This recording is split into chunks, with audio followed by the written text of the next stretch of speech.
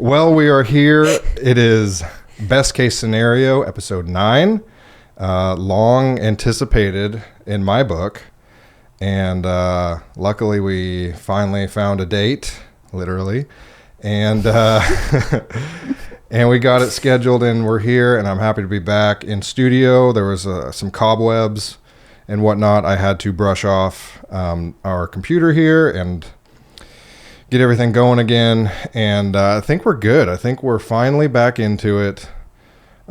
So please welcome today's guest, Hope Brittain. Did I say that right? No. Oh, I didn't? Oh, that was an honest mistake. You did. You're good. Oh, I did say it right. Yeah, okay. perfect. There's a little too much emphasis on it, but it's fine. Okay, It was cool. Perfect. Cool. Best intro I've ever had. The best intro you've ever had? Mm-hmm. Well, I probably should have written something out, but I didn't. No, you did great. Straight off the cuff. Organic. So, how are you? The talent. How are you, Hope? I'm wonderful. How are you, Casey? I'm doing well. We've been dating for, for this situation, I'm going to call it 2 months. We've been dating for 2 months. Okay. Does that seem right? We kind of hit the ground running, so I just kind of round up a little bit. I mean, it's fair. We've been seeing each other for that long. Okay, we've been seeing each other for that long. We've been officially dating for 1 month plus some days. Mm-hmm. So how's everything going with that? It's not too bad. Yeah? Can't complain much. That's all you got? It's not too bad? You okay? In my opinion, it's been great. We did definitely hit the ground running, I think, despite efforts to not. Just couldn't help it. Just couldn't help it. I just had to have you. I couldn't keep my hands off you. Oh yeah. But no, I'm very happy. I appreciate you a lot. Even in the short time, you've already made a huge positive difference for me, emotionally and mentally. So it's going really good. Well, that's nice to hear. What's been your favorite moment together so far? Oh gosh. Or just one that sticks out? I don't know. I feel like we just have a lot of fun together. A lot of laughs. I'd have to think about it for a little bit. I mean, for me, I think number one was just our first date, because it was eventful and it was a lot of fun. We were right here. We came back to the studio after dinner and had some drinks here at the little bar. And that was just like, I don't know, it was just a lot of fun. We came in here and talked without the cameras and without the microphones. Well, with the microphones. Yeah, we pretended. But they weren't on.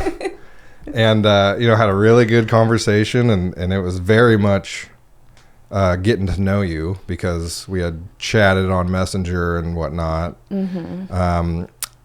For those wondering, I coached U10 soccer this year. Yes.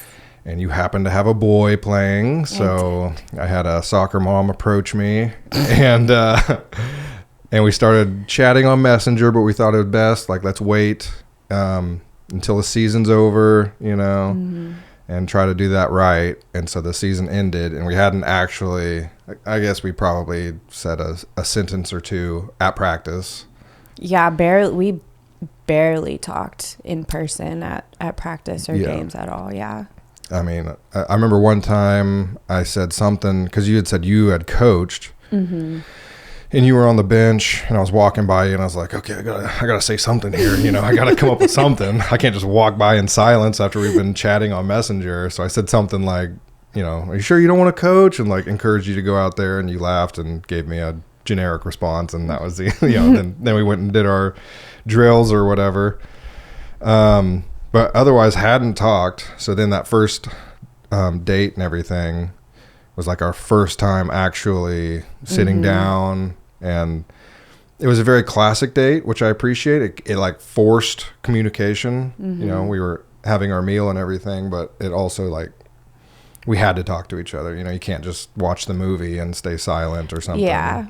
No, it was literally the best first date I've ever had. And I know I told you that before, but in all honesty, it is probably one of my favorite times with you, but it was so like we didn't really know anything about each other at all. And so it was just so much fun, like seeing if like my assumptions of your personality and things were right, and like just talking. Yeah, we were here until like what, 3 a.m. Was it just that talking late? Yeah, it was so I remember late. it was pretty late.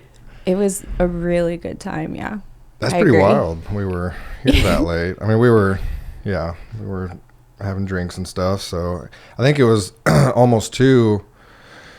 Both of us were having a good time, which I was definitely prepared to just drive you home after dinner, but like your vibes were still positive and like, what are we doing next kind of thing. So Yeah. I was like, okay, we go to the, not plan B, what, step B or the next phase B. 2, yeah, phase 2, which was here, and I had all that pre-planned and everything, so that worked out well. And I think some of it was just like we didn't really want the night to end, you know. We were just enjoying ourselves so much and just getting to know each other that it was like, as soon as I take you home, that's going to be kind of it for the evening. Then it's over. So we stretched it out pretty much as long as we could, stayed out till 3 or whatever it was, and it was a really good time. So what's been my biggest red flag?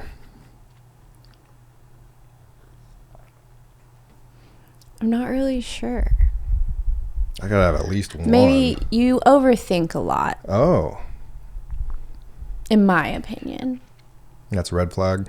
No, not really. I was just trying to find something. There hasn't really been anything that I'm like, I'm going to keep an eye on that. Guess that's good. Yeah. I'm trying to think if you ever made me like, what am I doing here? like, excuse me?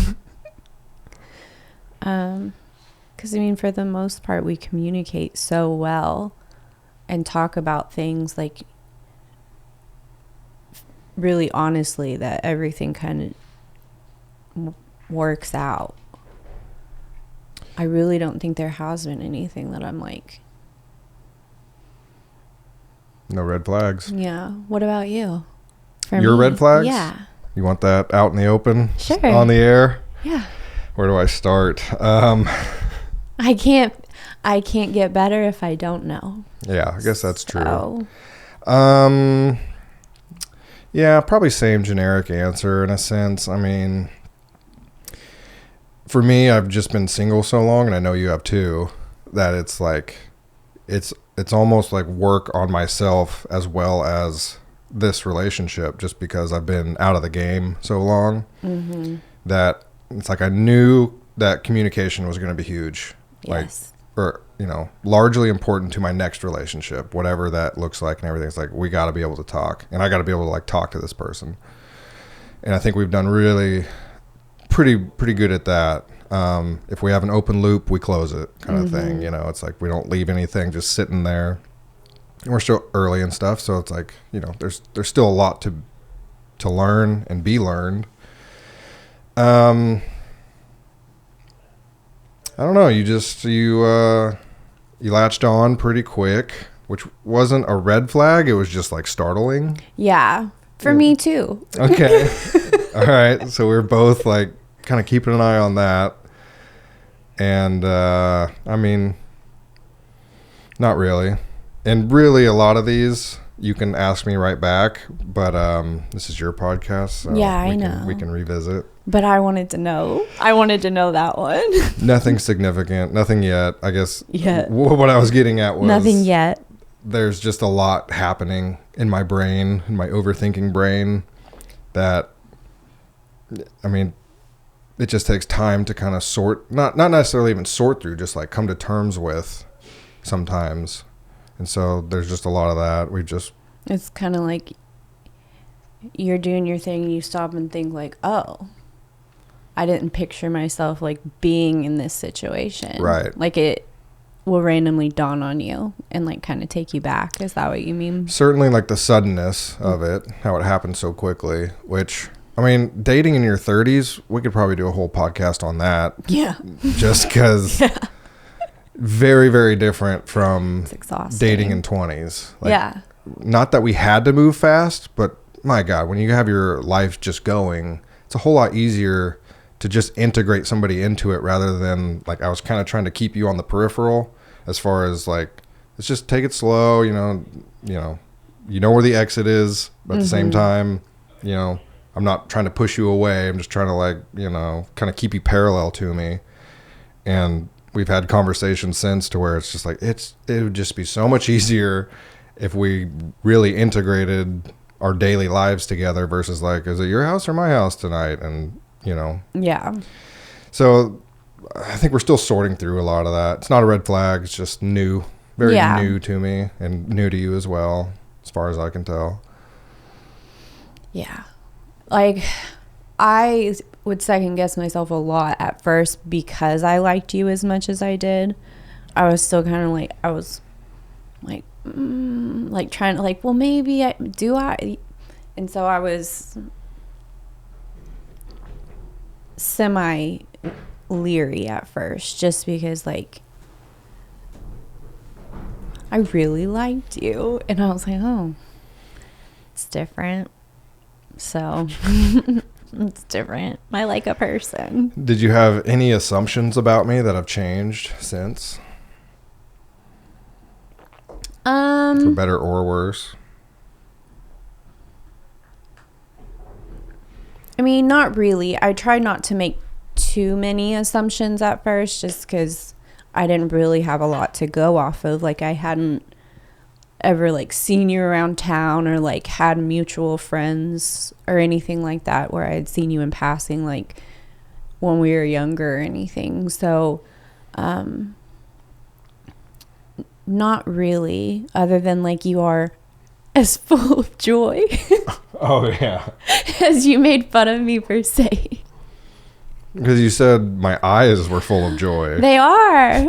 You just look so happy. You're like, oh my God, this person isn't dead inside just yet. It's crazy. I need some of that. Can you share? I've been trying.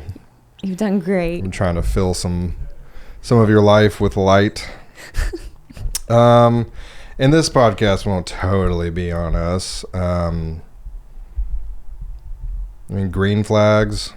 Sounds like there was quite a handful. Yeah. Good with kids, handsome, caring, thoughtful. Very thoughtful. Anything else you want to add? Very handsome. Your communication. That was big for me and something huge that I was looking for. Like, not being afraid to be like, you know what, you're right. Like, and knowing that from any difficult situation, growth can happen instead of just giving up or, Right. No, you have many, many wonderful characteristics and all things I was looking for. So, all the things. All the things. Oh my gosh. Mm-hmm. Like I was made for you or something. Crazy. That is so wild. It's like somebody's telling you stuff. What about you? Yeah. How to, okay, act like this. How now. to be good for you? Yeah. Yeah, just all my previous traumatic experiences and learning moments accumulated into a 31-year-old body. That's pretty much what happened. Perfect. Yeah. Super cool. Works out well. Love that for me. Let's see. One more. And then we can branch off from here. Okay. If you had to describe us in one word, what would it be? Maybe goofy. Goofy? We're pretty goofy. I don't know. We're just fun. I like fun more than goofy. Fun is probably a good word. Just a fun couple. Yeah, we're great. Just a lot of fun. Fun for each other, fun for others. I like to think so. Hilarious. I like to think I bring joy into the room when I come in. You're very good at socializing. Yeah, I like people. Most people don't. I'm learning to. It's all right. I mean, I think with that, like, you don't have to go out of your way to make everybody's day, and that's not what I mean. Yeah. You know, I just think, I mean, the inspiration of this podcast is like everybody has a story, and I'm just a curious little Casey that wants to know, like, how did you get to be where you are and who you are? And it's like, I don't know if everybody, obviously genetics has a big role, but it's like, is everybody such a blank slate that the way they grow up and like the experiences they have growing up, is that what shapes them to be who they are? Because that makes sense to me, besides the genetic component, if that makes sense. You know, it's like we're all just little infants at some point, and then all the influences of your house and of your experience and the people around you slowly shape and kind of mold who you are, with the variable of you're your own person and you can make decisions at some point in time completely on your own. Yeah. And live with the consequences, whether good or bad. And so then you learn, you know, that's a good idea, that's a bad idea. I like people, I don't like people. Some way or another, like, you become who you are. And so that just fascinates me. I just like that people are so different. And there's assholes out there, and like it's part of it. And that's okay. By the many. I think that's take the high road on that one, as far as just turn the other cheek and possibly, you know, just turn the other direction and like, okay, like you're not going to be in my life. Yeah. Whether you're a stranger and you're just rude to me that day, like, all right, you know, see you later. I don't need to continue this. Or if it's in a relationship or a friendship or anything like that, you know, it's just like, you don't have to keep somebody around for any particular reason, in my opinion. Fair. How was your childhood? I feel like it was a good childhood. I moved, I don't want to say a lot, more than your average person, but less than a lot of families in the military. My dad was in the Air Force. And that was fun. I have one brother older, and we got along amazingly well. And I can maybe to this day think of less than 5 times we've ever like actually gotten in an argument. Like, we've always been super, super close. So, I mean, I had a good childhood. Did he bully you as a kid? Not really. He took care of you? Yeah. And like from the get-go, like if he was doing it, I wanted to do it. Like, he was just the coolest thing ever to me. Like, one of the times we got not even in an argument, but he was frustrated with me, was when like his friends would find, like, the first time his friends ever came over when we lived in North Carolina. So we were both super, super young. And I just wanted to be involved, but like it was the first time his friends had come over in this new town, like, just let me have my friends kind of thing. But honestly, after that, like, I was always invited, like, with whatever they were doing, whether we were playing basketball, Ninja Turtles, like WWE in the backyard, like I was always invited and included. So yeah, all the way up to high school, when like all of his little friends would come over in the summer for like weeks at a time.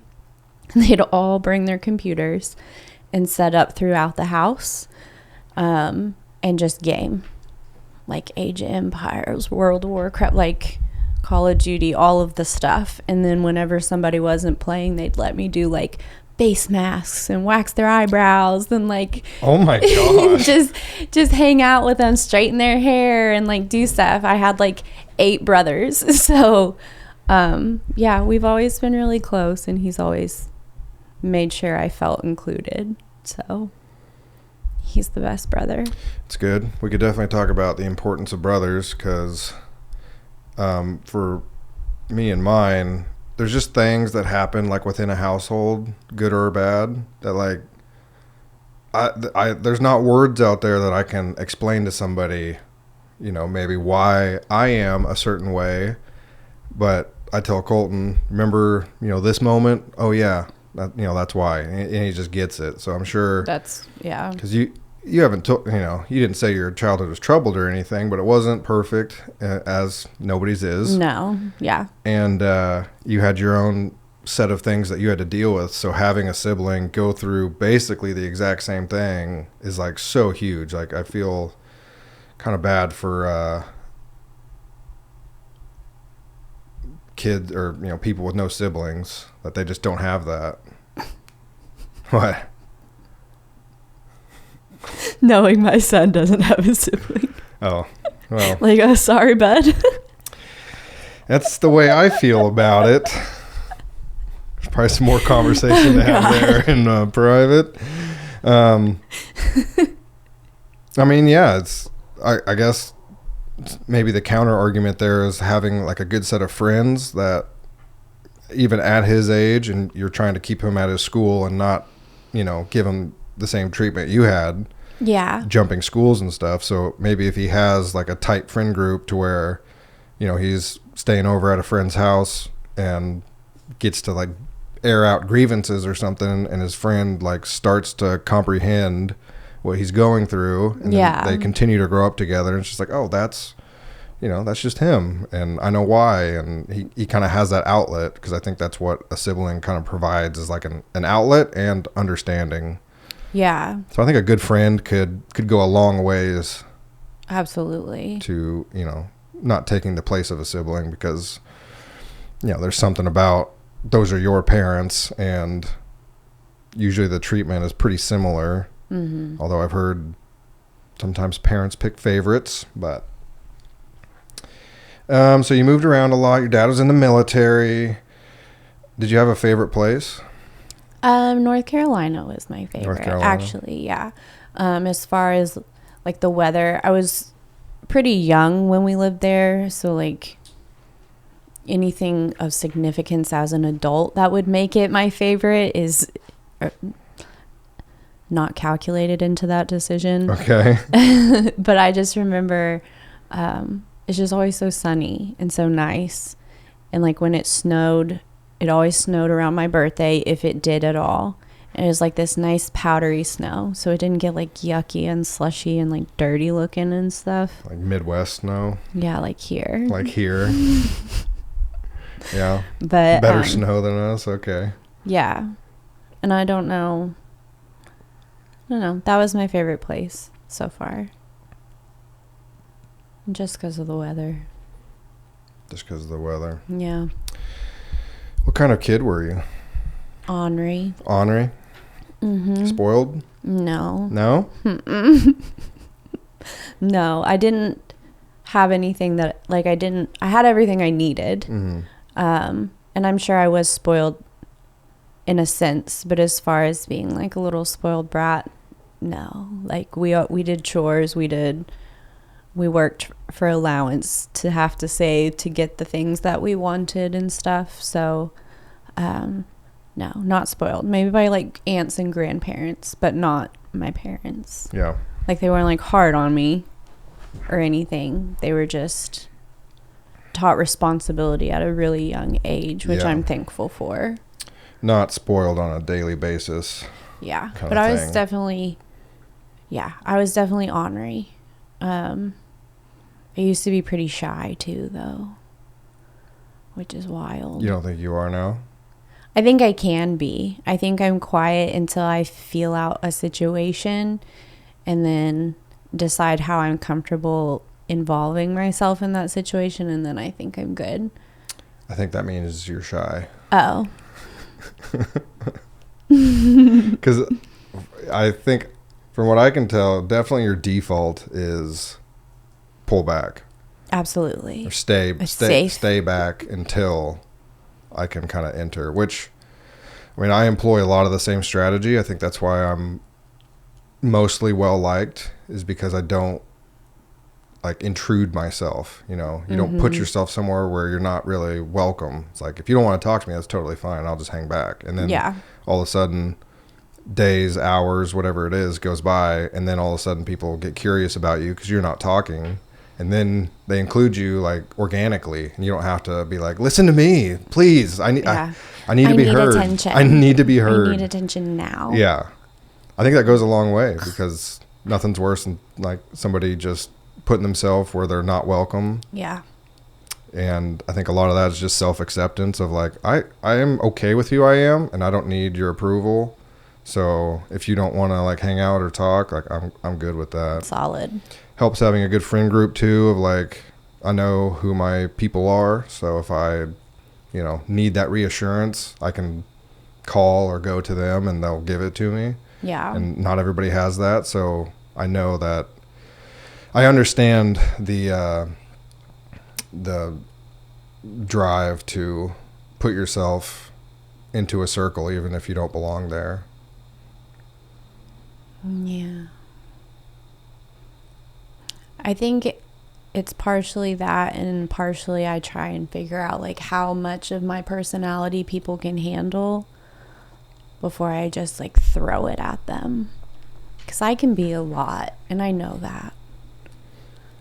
Don't you think most people can be a lot? Yeah.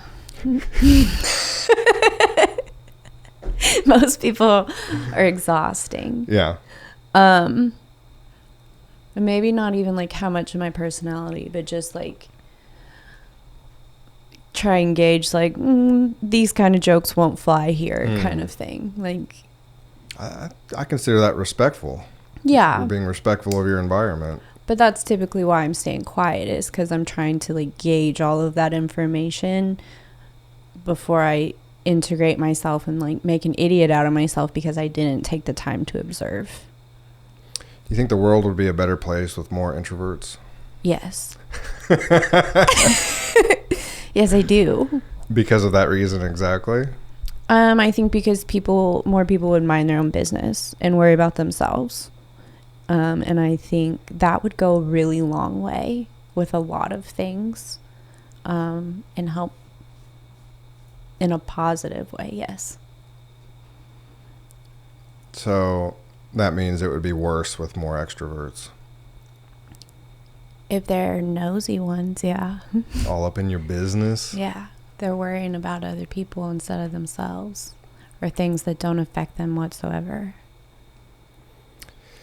Yeah, I'd be curious of like a group of introverts. I'm not sure what the setting would be. Home. Yeah, good point. Good point. Where they're forced to go out. But I'd want it to be like they're looking forward to something, like they're waiting on a bus to go visit something that they've always wanted to. They don't have to talk to each other. But then I think it's like a spectrum to where whoever's the least introverted is going to break the silence. At some point, everybody's just going to sit there and be like, reading their book or whatever introverts do. Well, I feel like when introverts get together, they're just like weird and goofy and silly, like a way that they don't feel like they can be around everyone else. See, I almost think the opposite, to where I think they would be like extra proper, just like you were saying, of like, I'm not trying to step on your toes as soon as I met you. A bunch of people in a room 10 feet away, not talking to Yeah, pretty, like that's what I'm trying to imagine, how any conversation happens, because nobody's going to like break the silence and be like, are you excited to go see this monument or whatever it is? Is that a good book? How's your book? What'd you have for breakfast yesterday? I thought about reading it. Yeah, I mean, maybe a little awkward and stuff, but for me, I think most people appreciate human interaction when it's of some quality to them. Yeah. Like an introvert might be exhausted at the end of their day, but if they had meaningful conversation and they met people that like intrigued them or taught them something that they enjoyed, had a joyful experience with another person, it's like, I enjoy being alone, but that was like awesome. Yeah. That was like up there. It didn't feel like a waste of time. Not a waste of time. Yes, maybe like a drain on energy, but like energy well spent. Yes. Versus like, I hated today. I had to talk to strangers that I did not care about, and I don't want to do it again. Everyone kept asking me questions. Yeah. Getting to know me questions. You don't need to know me. It's none of your business. Yeah. Definitely the introvert way. Which, I mean, I would lean I know that you can be like a hybrid and stuff, and maybe I'm closer to a hybrid, but I have like typically leaned introvert. I can just be very outgoing when the time suits. Yeah. You know, when it needs to be done, then I'm going to be outgoing and be fine with it. But most of the time it does drain my energy instead of fill my energy like extroverts. Mm-hmm. That's pretty much the difference. Extroverts, when they're with people and talking to people, they're gaining energy, and then when they're alone, they're losing energy. And the introverts, exactly the opposite. When they're with people, they're draining energy. When they're alone and comfortable, they're gaining energy. Mm-hmm. So I guess I can be a little of both, but I do feel like if I am outgoing, it's a tax on my energy, and I'm just hoping that it's worth it. Yeah. And I feel like usually it is, because people are awesome. Don't you agree? I believe they can be. Everyone has something great about them. Sure. At least one thing. At least, please, they something. have to. Just one. Surely. Maybe. What'd you want to be as a kid, if anything? Oh, gosh. I wanted to be lots of things. Yeah. Wanted to be Pocahontas. I wanted to be a chef at one point. You wanted to be like a native woman? Running through the woods. Okay. Absolutely. Okay. All right. That's exactly what I wanted. A tatted native woman running through the woods. Oh, okay. Mm-hmm. And then, sorry, a chef? Is that what you said? Mm-hmm. Okay. And then I wanted to be an undertaker for a long time. I considered physical therapy. And then I went to cosmetology school. And then I became a paralegal, which wasn't really part of the plan. It wasn't something I want to be that. But that's where I went anyway. Well, same question with the cosmetology. Did you never want to be a cosmetologist? No, I did. I used to think I wanted to do hair, yeah. Okay. And I enjoyed learning this stuff in the school and all of that. Just not for an opportunity arose, and I decided to go in a different direction. So you thought you wanted to do it as a career, but just didn't shape out that way? Mm-hmm. So yeah, I had a few hours left in my final. I didn't have much left, and I quit. So you're not a licensed cosmetologist. Not licensed. But you're trained. Trained, not licensed. All right, that's good. A decade ago. I don't know how many times I'm gonna have to beg you to cut my hair, but maybe one of these days you'll do it. Beg better, I guess. Beg better. I need to be convinced. Go to the knees. Grovel, sir. Eat dirt for me, peasant. And maybe I'll cut your hair. Did you have a favorite job? I've had lots of jobs, lots of fun ones. I was a lifeguard for a while, and that was honestly fun because it was 3 or 4 in the morning at a fitness center, and so it was super quiet. It was still dim, the sun wasn't out, and people would come before work to do laps. And then around 6 was 2 back-to-back elderly groups for water aerobics, and they were some of the best people I've ever talked to. They were so much fun, and that was a really good time getting to know them and watching out for them while they worked out. So that one was fun. Watching out for them, guarding their life. Guarding their lives. I mean, the pool was only 5 feet deep, but I was still there. Somebody's got to do it. Somebody's got to do it. Gosh. I mean, I've had a lot of jobs. I liked being a paralegal because I felt like I got to really use my brain and do something. I like my current job and the fact that I like organizing people to get something done. I'm really good at that. But then that's a lot of people at the same time. Or talking and calling and grouping. Questions. And questions. So many questions. Yeah. Yeah, see, I I like people, but I wouldn't want to do that job. It's like I like organic interactions instead of like you're here because you have to be. Fill out this paperwork or answer these questions. Yeah. I'm really good at getting people to get stuff done, though. That's good. I mean, you did remarkably well at a Christmas party that we went to. You were the most outgoing I have ever seen you to this day. So, I mean, I know my family's. Was it at mine? No. Oh, okay. No, work party. Oh. Yeah. Yeah, I can be so fun. I mean, you turned it on to 100.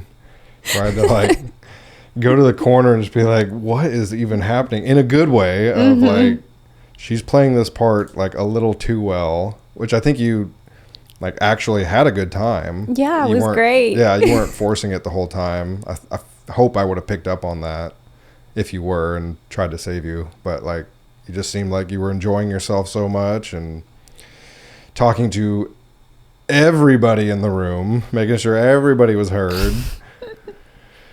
So, I mean, you're... Nobody gets left out. You're extremely capable, but I've also seen you retreat, and sometimes it's just because you're tired, and there's nothing wrong with that. It's really hard to be outgoing when you got nothing in the tank. Yeah. No, I can definitely do it. Just prefer not to. Yeah. Not necessarily prefer not to. I just like being more reserved, I guess. In general. Yeah. Yeah. There's nothing wrong with that. It's just personality, and that's the way you are. Mm-hmm. It's one thing I like about you is that I didn't get to hear about the list of ex-boyfriends that didn't work out. It was like, no, I'm just doing my thing over here, and you're the most handsome man I've ever seen in all my days. Gorgeous.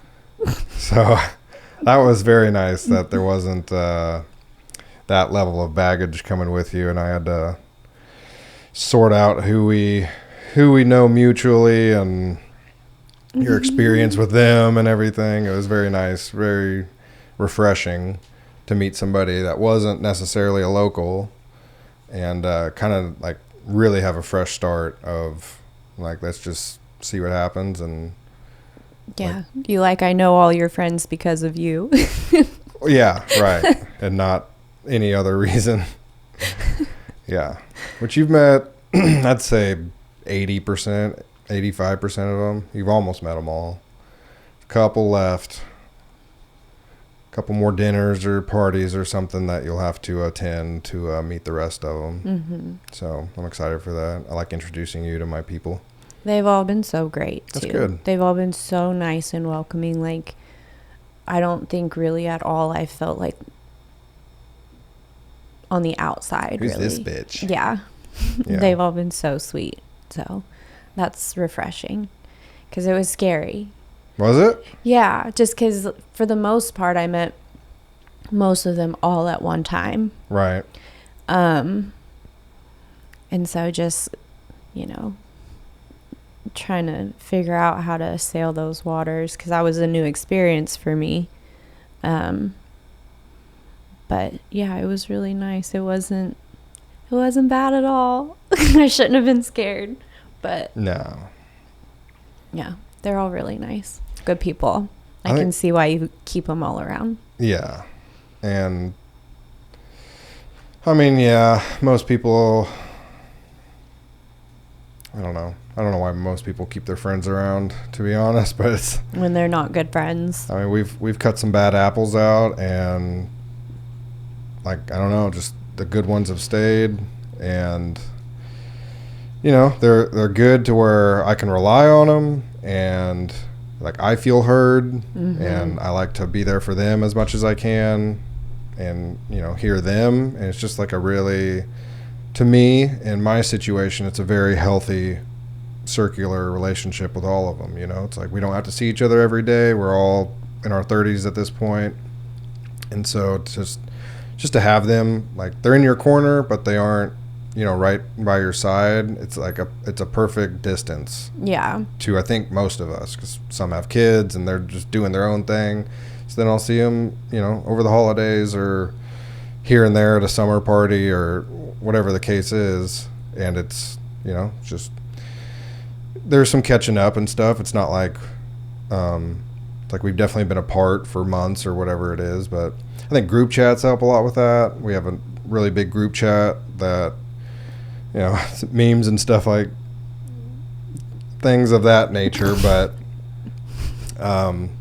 it's just a good way to like still kind of make some jokes in the group and like, oh, that's just so and so, that's his humor. Yeah. So I feel like I could have prepped you well if you were walking into a trap of some kind, or like, hey, watch out for but it's like, I don't know, like pretty much all of them is just like, you're fine. Yeah. You'll be fine. Well, and I know you wouldn't have like taken me into a situation that would have been negative for me in any way without warning. It's just, it's a big group of people and they're all new, or I'm new. Yeah. Well, yeah. And I hadn't felt like that new kid feeling in a really long time. Since like 6th or 7th grade. So you got to relive it. Yeah. Relive it a little bit. God. This again. You did great. I think the only thing I would have changed is switching the holiday parties and had the friends holiday first, because I feel like you used up a lot of your energy at the work party. Oh. And then you got there and I think you were just tired and just more reserved than usual, because I was expecting to see this person again. Going way out of her way. But of course we were at a house, and that's different than like bar hopping and stuff. So. Yeah. I mean, I got to chat with a lot of the ladies and for a good bit too. So I mean, it wasn't like the super energetic that the work one was, but it was still good conversation and more appropriate for the location. Probably.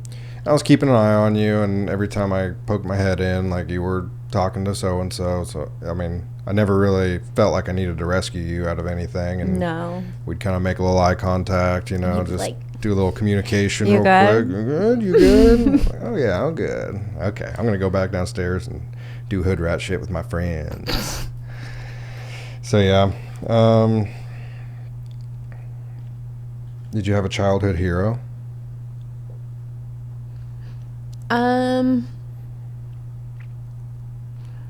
I wanted to say no, but maybe my grandma, my Mimi. Not a celebrity. Maybe because I just thought she was the coolest ever. She was just so cool. Like badass cool, or just like super nice to you? I don't know. Like unique? She was just my best friend. Like she was all about shoes and purses and sunglasses and like, but also played video games, and she was an amazing cook. She was just the best. So maybe her. That's cool. Yeah. Like, it's cool that you had somebody that direct as someone so much to look up to. Mm-hmm. That you literally had conversations with them. Mine was Arnold Schwarzenegger. Oh, wow. I wouldn't have thought that at all, actually. No? No. Conan and Predator. I mean, Predator's great. Come on. Predator's great. So I didn't get to have those experiences, obviously, with my hero. So to have somebody so direct to you that you literally stay the night at her house and, I was a big Marilyn Monroe girl. Okay. Why? Does that surprise you? Yes. I just thought there was so much more to her than, the stereotype. I've seen most of her movies. Read lots of books and all types of things. Like more so like a pop culture icon that you were intrigued I wouldn't with? say like, oh, she's my hero. I want to be her. I just thought her as a human was very interesting and unique. So it wasn't necessarily like your Arnold, but that's really the only famous person I've ever had some sort of obsession with, I guess. Obsession's probably a fair word. Oh, You were obsessed. She's on my back. What do you mean? Have you not seen it? No, I have. Then what do you mean? I don't know. I mean, you've been back there. I know you've had to have seen it. Obsessive, though, is, I guess, the word choice is what threw me off there. Strongly invested. Is that more appropriate? Yeah, that probably would have thrown me off even more, though, if you would have started with that. So maybe I was just caught off guard with Marilyn Monroe. And okay, that's cool. Yeah, like I didn't want to be like a movie star or her.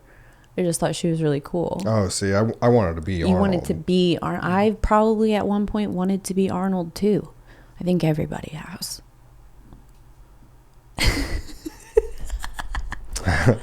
That makes me feel very generic. Like, oh yeah, Arnold was everybody's everybody hero. wants to be Arnold. Yeah. Next. Or wanted to be, I guess. He's What, like you wanted the muscles? You wanted to be a movie like what about him made him your hero? No, that's a good point you made, because I didn't necessarily want to be in movies. It was like definitely the physique of like this guy could uproot a tree if he wanted to, and like that was awesome, you know.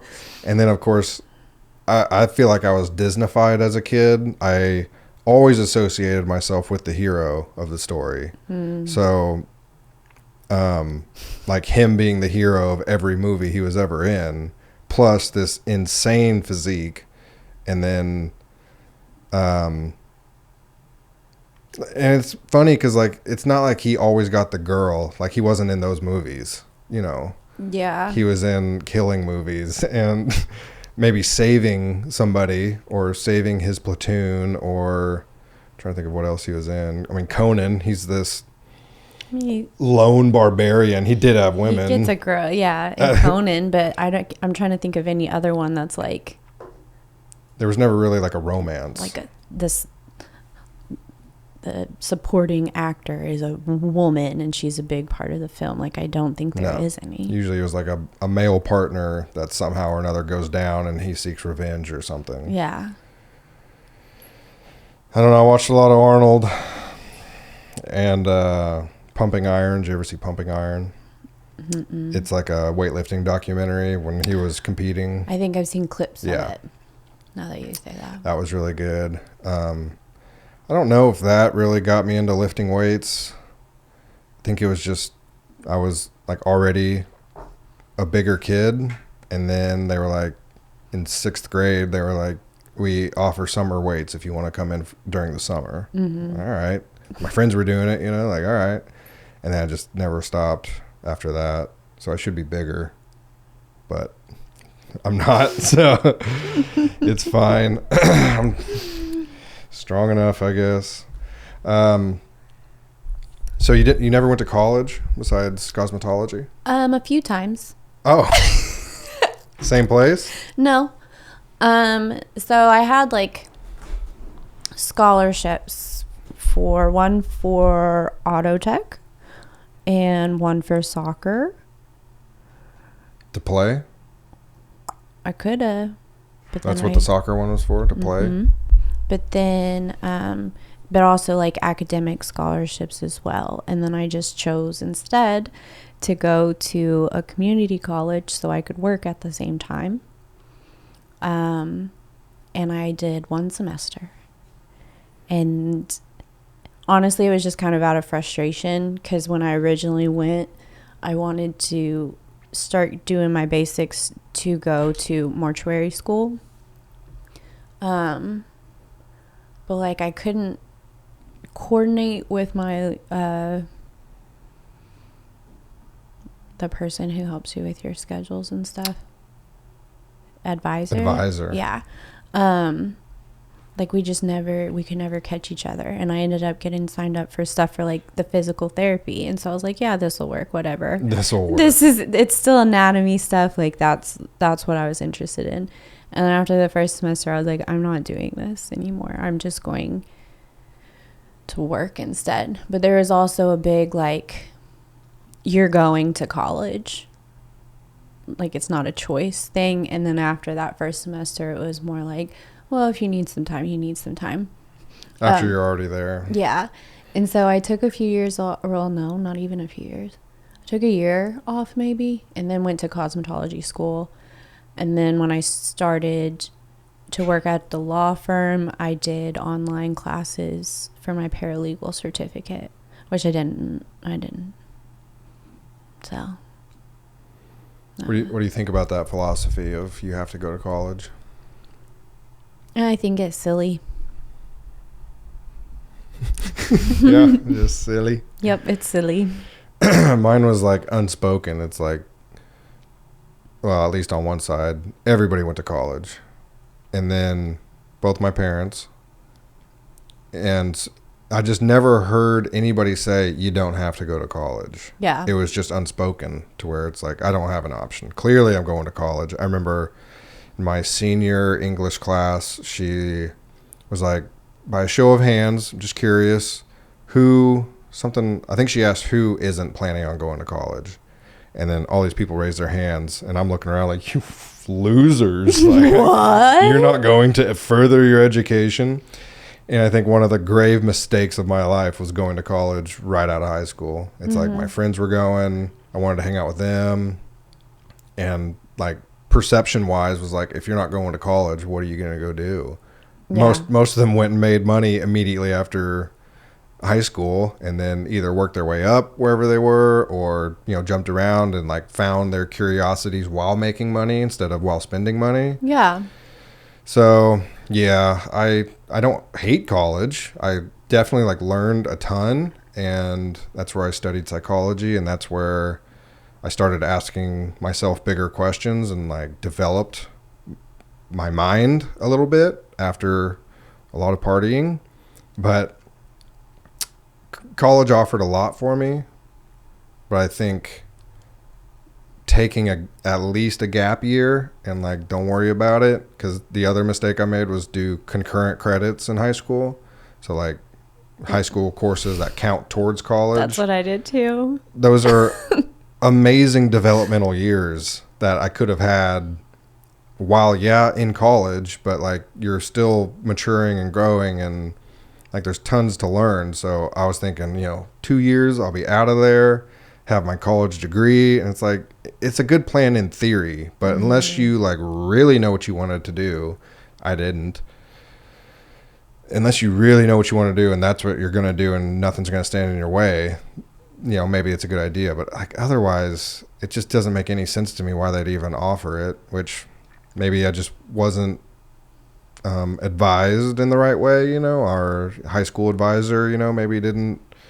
I'm not putting the blame on anybody, but just think I could have been directed a little better, especially as a pre-brain developed teenager, basically. You graduated at like 18. Yeah. So I just feel like everybody learns differently. And especially like you said, until you know what you want to do, I don't feel like there's a need to rush it. Because if you're wanting to do tech stuff, like the school for that is completely different than a traditional college that you don't even need to spend all of that money on just to go to a tech school and make all of the money. But then also a lot of jobs now, you don't need school at all. They'll teach you everything they want you to know. Right. They just want you to be moldable. So. And that's an attitude. That's just having the right attitude for it. Just coming in knowing you don't know everything and willing to feel stupid and learn. I feel like everyone should be like that. There's 2 things I would have reconsidered that I just never considered. And one is the military. Every time a military recruiter would come in, just like, hell nah, miss me with that. I'm not doing any of that. And in my later years, I'm like, maybe you could have had a conversation. Like they pay for school. They do a lot. And there's tons of careers within the military that like you can find your interest somewhere. I was somewhat spoiled and pretty lazy. So I think like that shock of discipline would have reverberated into my years going forward, and I kind of had to like develop that versus just have it rammed down my throat. It would have been painful at the time, but I think it would have helped in the long run. And doing a trade, I always shit on trades of just like, you're gonna go fix air conditioners, and that's a great living job. I don't think it's going anywhere. All of it, plumbing, whatever it is. Yeah. It's like those are hugely sought after, especially in like today's realm. So like, if I had done it, not saying I regret not doing it, I just wish I would have explored that option a little more and just kind of heard that out, because I was just so like, not doing that. I'm going to go to university, and look where I am now. I'm not doing a university job, and I was ready to be done. Before I was done, I was ready to be done. So, you live and you learn. There's things I would have done differently, and I don't blame myself for any of it. I just didn't know. Sometimes you just don't know. Yeah, and that's okay. Yeah. But I feel like that's how they make you feel in high school. Like, it's not okay to not know. Like, you need to figure it out now. Yeah. And so I feel like that's where that stress comes from. I mean, that's quite a bit of pressure to put on a teenager. Yeah. What do you want to do for the next We're all still 45 idiots. years? Yeah, literally. What would you like to do until you die? Yeah, I just wanted to go be in wilderness and just exist. Like, I never wanted a job. I just wanted to exist and live in a little community. And it's still possible, but it's weird. It's like a different path how to get there than I thought. I thought you just like packed up a bag and just found a patch of earth that wasn't inhabited. Maybe there's countries that you can do that, but here it's a little, you have to be like strategic about it. So still on the table, communal living, no tech. It's very interesting. Yeah. Have fun. Are you not coming? No. Oh. What am I going to watch Crunchyroll on if there's no technology? Red flag. For which one of us, though? I think me. I mean, you're welcome to come along. If you're not willing to, then I'd say that's my red flag. To live with no technology? Mm-hmm. But I like watching my shows. You can read books. Oh, that's fair. There's good shows out there, but it's like, I don't know. Media is going to shit, and Well, I don't watch any of that. 95% of what comes out is just crap, and we're told that it's awesome and we're supposed to like it, and it's just, I don't know, media is just wild right now. And maybe it's always been, but it's just like you can't believe anything. Mm-hmm. Everything's twisted. There's an agenda behind whatever the most entertaining, whatever the new Star Wars. It's like there's an agenda. There's a political agenda behind it. And it's like, can you just make like good entertainment? Please? Please? I just want to watch like some lightsaber battles and maybe a plot twist here and there and not have to worry about destroying the patriarchy within the Star Wars universe. Like, can we just... I don't even know if that's a proper example for Star Wars, but there's always like this agenda, this media agenda that it's like, man, what just happened to like a good movie, a good show? I know they're out there, and I know, they're being made, but it's just, I remember like as a kid, I just felt like any movie I pick from old Blockbuster or wherever, any movie is going to be like a good movie. Mm-hmm. And then I watched my first bad movie, and I'm just like, I want that time back. That's not okay. I'm so upset. Yeah, I remember the movie too. I want a refund.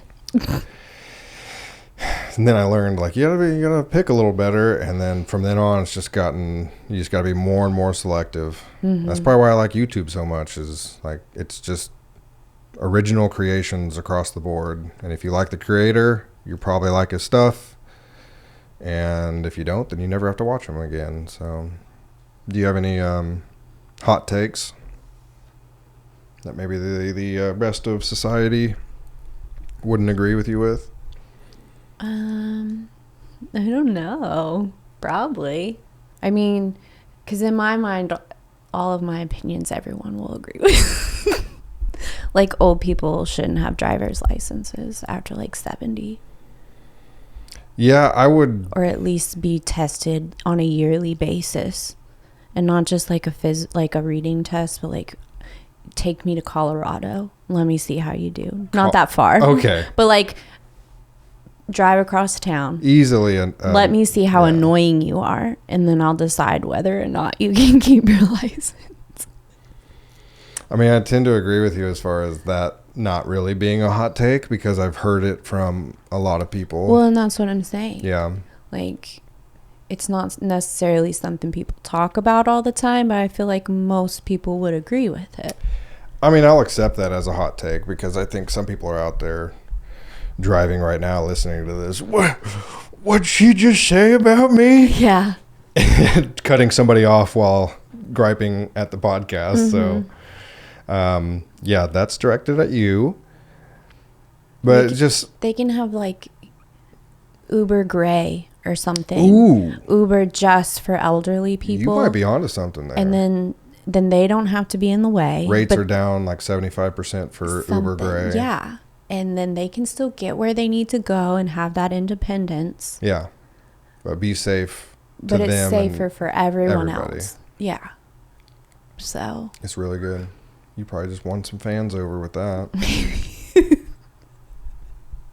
Great.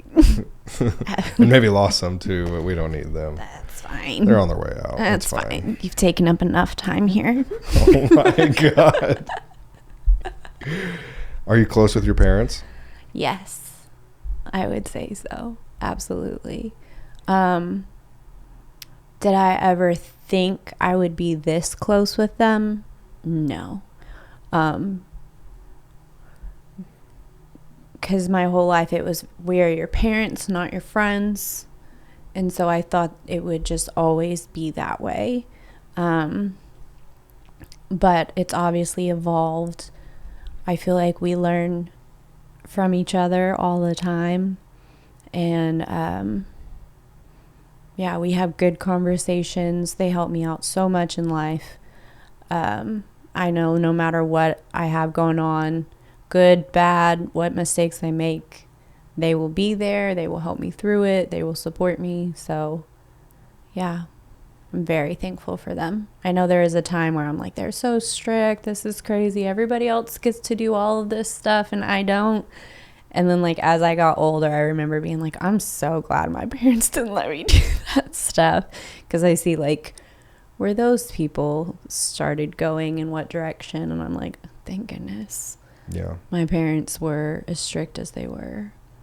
Or else I might have been way worse off. Well, it's a little bit of what we were talking about earlier. Because my parents were strict. And what good did that do? Like, I was still a heathen. I mean, I'm not saying I wasn't a heathen and didn't make crazy decisions. But what's the right, like, avenue there? But, well, I was at least in my 20s before I started making those decisions. I think that is probably something where, like, after I was of age, since I hadn't had a bunch of experience with, like, alcohol and things like that, I did just kind of go way overboard, extra hard in the paint. Yeah. Because it was new, it was exciting, it was fun. I wasn't like used to it or super involved with it beforehand, because they're so strict. But at the same time, like, I was also raised to have common sense and make good choices, and I just chose not to most of the time. But no, yeah. I mean, you can be raised as strict as possible, and maybe you behave while under that roof. But inevitably, you're going to make your own choices either way. I feel like some people stick with that, and then others just straight rebel as soon as they can. And just be extra wild because they were raised so strict. Yeah. And then there's people in between. I kind of think the right answer is, like, did you end up being close with your parents? Because, like, there's obviously, like, the separation, and that's where the goody two shoes goes to college and gets their degree and goes be a doctor or whatever, pharmacist or something. But, like, if the sacrifice was you don't talk to your parents, then it's like kind of a failure in a sense of like something went wrong there. But if you're close with them, I don't know. And I'm sure strict parents and not strict parents alike go in either direction. You know, it's very much an individual basis to where it's like one thing doesn't always work. Yeah. And one thing that worked with one kid might not work with the other kid. And I mean, it's just, you just never really know. But I feel like the win there is you don't mind hanging out with your parents. No, I love it. Yeah. They're so much fun. So that's good. I talk to them daily. Do you think having a son had anything to do with that? Like bringing you closer to them? Probably. 'Cause we were well on our way to like building more of like a parental friendship to friendship. Like we were on our way to getting closer and closer as far as like being friends and being able, it's still, I hesitate to say that we're friends, but, to like just being able to openly communicate and like express thoughts and feelings about anything and everything. Like we were well on our way to that. But it definitely catapulted forward after they moved back here and I had my son, and like they helped me with him with work and stuff. So like we spend a lot of time together, but also if we didn't get along, they wouldn't be the ones helping me. Like I wouldn't choose them to help me at the same time. Yep. So, I'm sure it's helped us learn things about each other we wouldn't have learned if I didn't have one. But I do feel like we were already close and on our way to being closer with or without him, if that makes sense. So, because I've told you about my mom and how it would be nice if she had grandkids, and that would, I think that would only help. Whether it's, hey, I need you to watch kid A for the weekend or something. It's like, you know, we don't see them near as much as we probably should, and so like having offspring would probably aid in that if I had to guess. Maybe. That's not motivation for me to have offspring, but if it happened, I think it would only help that relationship. Mm-hmm. Well, I think it also kind of like, I don't know, because I lived here for 5-6 years before they came, and they were 5 hours away, and I saw them once a year. So like when you don't get to see people very often and then they get close, like you want to see them more often, I guess. But for you've always just been really like in the same town, same vicinity as your whole family. Yep. And so the feeling's a little different because you haven't had the years of like random visits here and there. But that's what I'm used to, even growing up. Like we would only come here like maybe Thanksgiving and Christmas, maybe once in the summer. Like it just depended, especially when we lived in North Carolina, because that was like a 22-hour drive. When we moved to Arkansas at first, we would come like every other weekend because 5 hours was so much closer than 22 hours. And so we didn't mind making it, but then it slowly like tapered off after that. But yeah, when you're used to not getting to see the people you want to see or your family, then coming back, you want to see them more than if you're just stuck with them all the time, I guess. Yeah, that goes into my college regret of like I picked the closest possible college because that's where my friends were going. I was just way too focused partying with my friends. Now I still have those friends, you know, so it's like give and take. Yeah. I'm very appreciative that they're still around and everything. They're really good people. But at the same time, I never got that separation. Mm-hmm. And then, I just dug myself a hole, and then by that time, it's like, you're not going anywhere. You're stuck here. So, it kind of sucks, but then again, such is life, and we only get one guaranteed, so I try not to live with regrets. Just, it is what it is kind of mentality. What's your biggest ick? Like for people in general or for a partner? Oh, let's go with both. Is the answer different? I don't know. Okay. I have to think. I'm thinking. Okay. You can think on it. I'm thinking. Take a little TO here. I don't know. Is an ick like a turnoff? Yeah, probably. I feel like it's like a turnoff times 2. It's like a, ugh. Yeah, like you physically go. Yeah.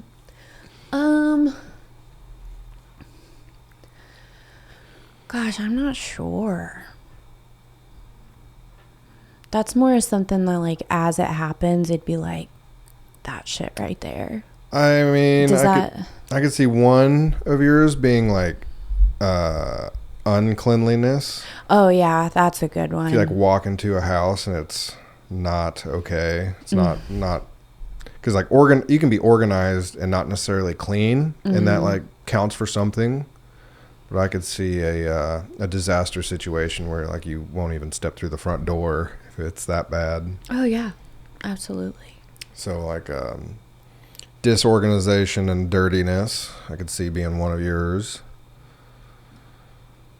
I mean, you're pretty accepting whether you bury down your disgust for somebody. You know, you'll like just exist until you don't have to exist with them anymore. And well, yeah, I like to think everybody's just doing their best, and whether I know that's far from the truth, but as far as like having conversations with people, like I might not like it, but they're just trying to talk to someone. They're just trying to feel heard in some way. So I do try and be really accepting, but I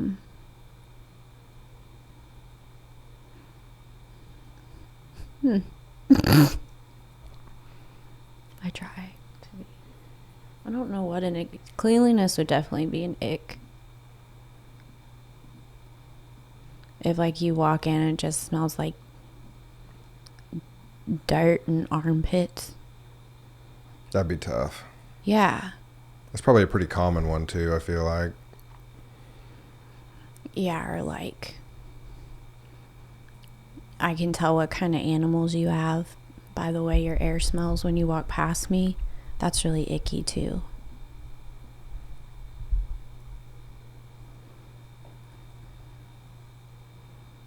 I mean, any of your stereotypical fuckboy facial expressions are pretty icky as well. Like Riz and those terms. Yeah. Yeah. Or like the, Oh, you know, yeah. like, yeah. like, what are you doing? Can you not see? Rizzing you up. Do you need some corrective lenses? Yeah, I don't know. I think it'd be more behaviors that gross me out more than anything. But yeah, it would definitely be easier to point it out like as it happened, Yeah. I think. Yeah, I feel like a general one for me is like health unconsciousness. You don't have to be a health freak, but like if it's completely out the window and you smoke and, you know, I can guess what's in your Walmart cart, it's not good. I don't like that. It's like we're like already not, and not that I'm even super crazy about it. I don't think I am. It's just so easy to pick up bad stuff for you that it's like hard to blame people. But it's like the information is out there. Like if you don't feel good and you're out of shape, the information is out there of like what you probably should cut out, and that's usually what it is cut out, not add in. And that's like the problem with prescription drugs is people are like, I'm not going to change my habits, give me the pill so I can continue doing. And it's usually a pull back on something. Stop the tobacco, stop the ice cream or whatever it is. And I love ice cream, but like you don't need it every night kind of thing. Yeah. So just like a general health unconscious, really just, it's like, we're just not going to get along. Like I can't go Yeah, I can't go anywhere with you. I'm not going to sit here and watch you kill yourself actively. I'm just not interested. Like, I don't want to be a part of it. Actively killing yourself, and like, I don't know. There's times to like cut loose for sure. And I can definitely cut loose with the best of them. Well, yeah. But you're not making those choices on a daily basis, knowing what they're doing to you and ignoring that. Yeah. Or looking for the Band-Aid fix of prescriptions or something. It's like, no, if I have high blood pressure, then what do I need to stop eating or eat less of or exercise more, whatever it is. I guess that would be like the only thing to like add in is exercise. Otherwise, I'm fairly certain it's taking things out. Mm-hmm. And usually those are fun things and people don't want to do that. Sorry. Dang it. Oh, something that's icky. Thought of it. When like a group of people will be having a conversation. Yeah. That was strong. Go ahead. Like when a group of people are having a conversation and there's that one person who like always has to one up whatever everybody says. Ooh.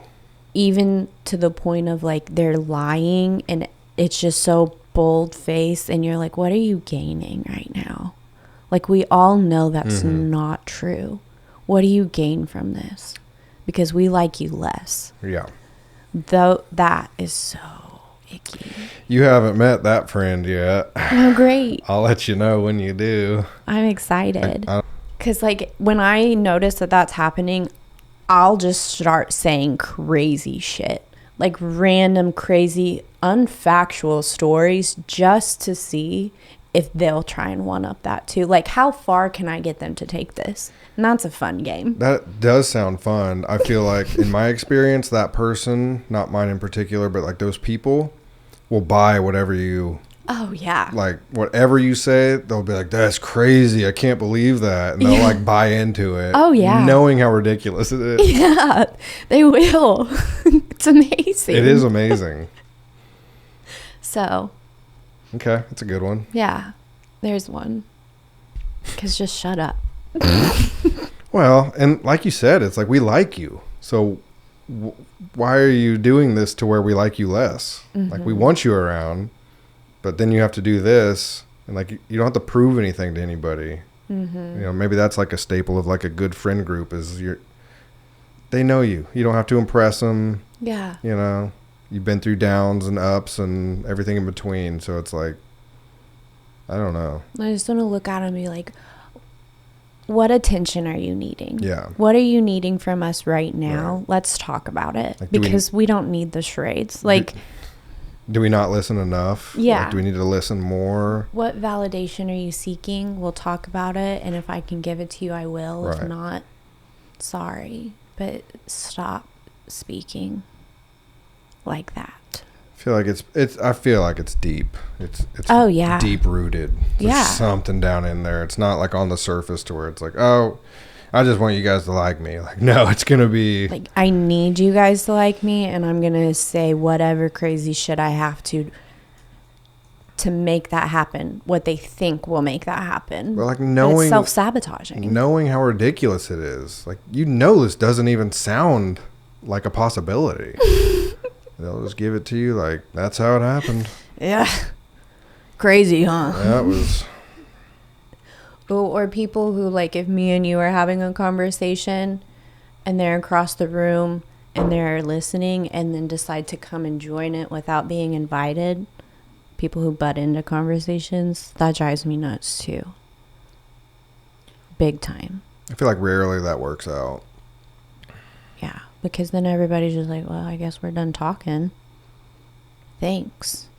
Well, and it speaks so much to the person butting in. Because I'm sure everybody in the original conversation is like thinking the same thing of like, what are you adding to this? Like, yeah, I'm sorry. Was I talking to you? No. Yeah. Yeah, that is one thing I like about you. I think you speak your mind really well.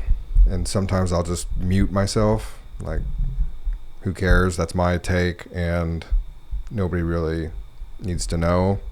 But like, I've heard you multiple times either call somebody out or, just say like, I think this way. I think differently. And I like that. Thanks. Yeah. I'm trying to think of when I've called somebody out. I guess I didn't realize I did it. Probably not. Oh. Probably not. Okay. It wasn't a bad thing. I mean, I was impressed. I was happy for it. Because, it was, I'm thinking like similar lane, but I'm just not going to say anything.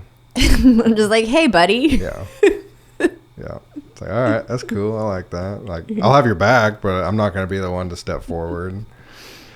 Good to know. I almost feel like you'd be the one at the restaurant that I'm like, I don't really like this or something. You'd be like, hey, he don't like this. Get him something else. Take this trash back. This isn't what he ordered. I'll just eat it. It's fine. It's totally fine. Like, nope. He wanted the chicken. You say that, but when it comes to restaurants, I'm like, it's okay that I didn't get the cheese dip. I don't care that I paid for it. I don't want to inconvenience I guess them. that's true too. We did miss our cheese dip, and I don't know. We were gonna have to drive all the way back to the restaurant. It wasn't worth the inconvenience. That like if we were sitting there. Okay, what if we were sitting there? Oh, if we were sitting there, that's different. Okay.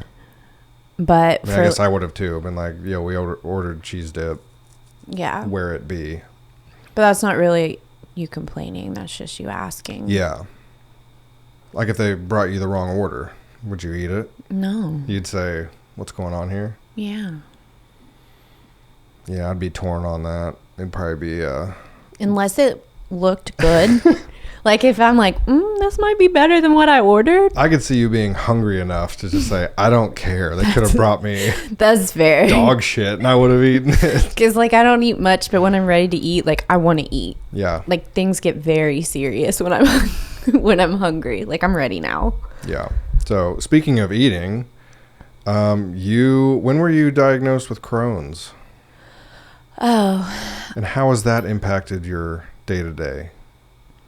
Well, I'm trying to think.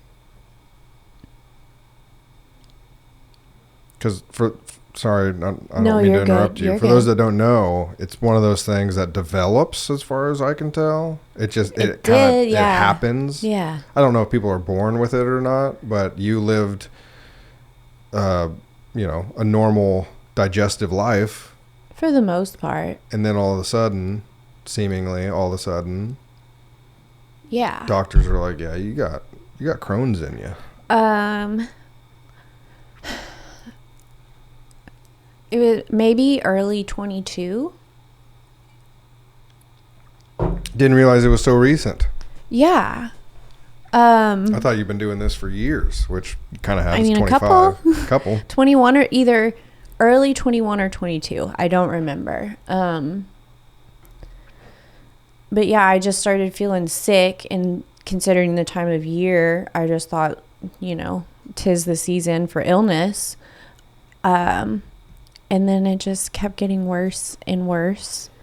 And it wasn't just like one thing, it was lots of things. Like my body hurt, like I was nauseous, but couldn't eat anything. Like it was a lot. And we've talked about then I lost a whole lot of weight really fast because my body was basically just digesting itself. And I survived on protein shakes and Mosa. Shout out Mosa. Thank you for introducing me to Mosa. Chicken fried rice. But now I can't eat it anymore. Sushi food truck. So good. That is out of this world. So good. Yeah, I can't have the chicken fried rice anymore because I ate it so much, because it's one of the few things that I was like, this is fine. This works. Yeah, at first it was super, super bad. Like my whole torso would just hurt because everything from my stomach all the way down just like cramps and contracts and stuff. And I spent a lot of time just like laying in the tub. Like it's the only thing that's semi-relieved that uncomfort. And it used to be more picky about what I could and couldn't eat over time. And like since I maintain a pretty safe diet now, I can like splurge more often without such severe consequences. But just anything overly greasy, we don't do that. We'll dab off some pizza before we eat it. If it's one that like is just gonna drip grease. Yeah. Super, super spicy stuff I can't do a whole lot of, which is awful because I love spicy food so much. So I just have to either not do it often or like in little bits.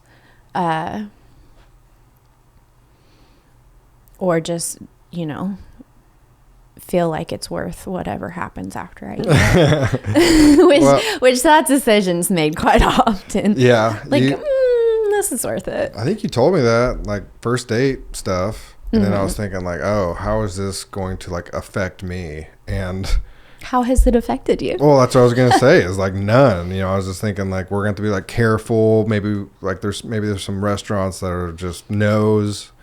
And you do a really good job of either accepting the consequences or, you know, finding something that will work. Chicken is always a fairly safe bet. Like lots of red meat tears up my stomach. Okay. So like I can do a burger. I can do like, you know, some tacos or something. But if I were to have red meat like multiple days in a row, then it ends up being a whole situation. Yeah. So just really fatty stuff mostly. No, I thought we were going to have to focus on that pretty constantly, like you were diabetic or something, you know. That's how I equated it, of like we're going to have to like monitor, and it's like you really wouldn't know unless you actually said that you had it. Well, I mean, I've had a couple of years. I've always known my body really well anyway. And I've had a few years of kind of trial and error of testing stuff out. And just at this point, it's just kind of subconsciously like, yes, no, like doing it. Like, I hate inconveniencing people in general. So I try and be as self-sufficient as possible when it comes to most things. So I'm glad that you don't feel like it's something you also have to deal with. You were so sweet though after I first told you, because you're like, just let me know if there's anything I can help do. I'll keep an eye out for bathrooms. Like you were so supportive and so nice about it. And I was like, rad, okay, cool. So I mean, other than, you know, making sure you know where the bathroom is, I got the rest under control. Yeah. Well, and you're good too about saying like, I'm going to eat this and I don't care. And that's a signal to me of like, we might have some events later on. There might be something going on, or extra tummy rumbles or something like that. The tummy, yeah. Your tummy is very noisy. It's so loud, yeah. It does all your talking. When it digests, when it just everything. Yeah. When it's hungry, yeah. No, I try and be like, this is questionable. If it is, just to be transparent about it. Yeah. I don't want to let one slip and you wonder why. No, I know why at this point. I got it. It's fine. No worries. I think, I'm trying to think if I've ever actually farted in front of you. None that I'm aware of. You probably snuck in a few. Not like your boy. First time I hang out with him. Gosh. Like, I'm going to go blow up this toilet now. Okay, man. That's cool. He's very open. It's like, dude, shut that door. What are you doing? And I have to sometimes be like, mercy flush. So like, I get you're still going, but at least flush what you've gotten done so far. It's like, guess what?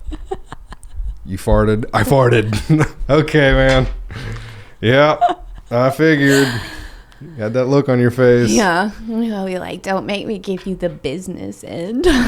He's very much little boy. Yeah. Soft little boy. Yes. Very sweet, very thoughtful. Yes. Very soft, very little boy. But also very little boy. Yeah. He's got a big heart. But the Nerf wars our business. No mercy. No mercy. Yeah. It's crazy how he switches up like that, honestly. How, like, ruthless he can be. Yeah. But then I know if he shot somebody in the eye, he'd immediately start crying because he felt bad. Yeah, but he's a little trickster, too. But like, oh, yeah. Peace. It's peace. Peace. He's loading his revolver with Nerf. Like, what are you doing? It's just peace right now. All of a sudden you turn your head and get shot. Randomly shanked with a plastic knife. Yeah. I didn't know we were doing this. Yeah, he enjoys his weapons. Yeah, he's a lot of fun. There is one summer, I don't know if I told you this, I taught him, because he's a little fish. He loves swimming. Oh my gosh. We're in the pool all the time. But I taught him with one of his little plastic knives how to hold it in his mouth when he goes underwater to swim. And I have videos of him popping up and going, shank, and then coming back down with it. Little Navy SEAL action. Yeah. So, fun. Yeah. Nowhere safe. Nowhere is safe. Mm-mm. And it's funny, like, coaching soccer, I have little to no, like, children experience. I don't have nieces and nephews. My cousins who were once small, I think I was like 10 when they were born. So, like, I was pretty young at the time, too. Yeah. They lived on the East Coast, so it's like, didn't see them very often. Little exposure to them as far as, like, real personal relationship of comfortability. You know, we're still kind of getting there with your boy of just, he's just so amped up, and it's like, there's the comfort level. I mean, it's there, but it's excitement and not like regular. Yeah. Yet. He's comfortable with you, but you're still so exciting to him. Right. And to you. Yes, always. I'm just calmer about it. Outwardly calmer about it. Sometimes you're not calm about it. No. It's a lot of fun. Sometimes I'm quite obnoxious about it. Yes. But that's okay. I can't help it. You're just so handsome. I can tell you just want to hug me from across the table right now. Mm-hmm. Yeah. Feelings mutual. What makes you different? No, I don't know.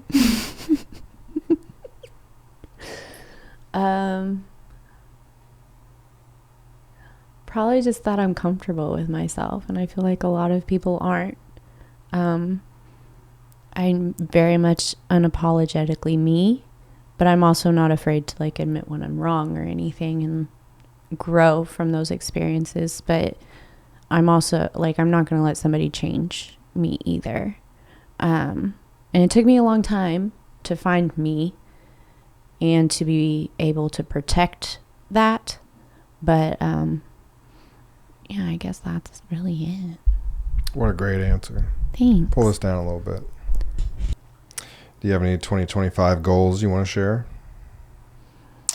Well, one of them that I've been doing great at, by the way, is cooking more. That was one of my goals for this year, was to make more meals at home and not rely very heavily on DoorDash to supply my food. And I've done really good. I don't know if I've ordered DoorDash at all this year. I mean, I understand we're not even a month in, but that's a long time for me. Yeah, that's something. That's big. You were quite the DoorDash aficionado. It was like a every other night thing, which I'm sure there's worse out there, but that's irrelevant. Yeah, so my goal is to cook at least 3 meals a week, and I've done that so far. It's awesome. Yeah. I mean, if you could afford it and didn't mind eating out, DoorDash is like a super awesome service. Oh, yeah, it's very convenient. I mean, any restaurant in the vicinity, and you push buttons on your phone. Yeah. Like, it's an awesome system. There's no human contact. Literally none. None. Every once in a while, you got to go to your neighbor's porch and pick up your meal. But yes. I'd live with it. Like, it's fine. Yeah. Super fine. Yeah. Quite the invention, creation, whatever. Solid idea. Like, pretty legit. I hope they're doing well. I'm sure they are. I'm sure they're doing great, and I'm happy for them. Yeah. They deserve to. It's a great idea. It's a great idea. 10 out of 10 support. Yeah. I am just no longer using it. Yeah. Not financially support. I think, I mean, in the right context, at least in our shoes, in the right context, it's great, you know. Maybe we've been drinking some wine or something and, you know, don't want to cook. Tons of different scenarios where it's like DoorDash is perfect. In my perfect world, where I'm a fat slob and just don't leave my room, hell yeah, I'm using them all day, every day. Well, see, for me, it always starts out like either I'm sick and don't feel good, so I'm not going to drive, which that's when it's really convenient because like you still got to eat. Yeah. Because like you're sick, you don't feel good, you can't drive, fever, all of that stuff, you can still get what you need. Or I just work 14 hours, I'm exhausted, I'm not cooking, let's order.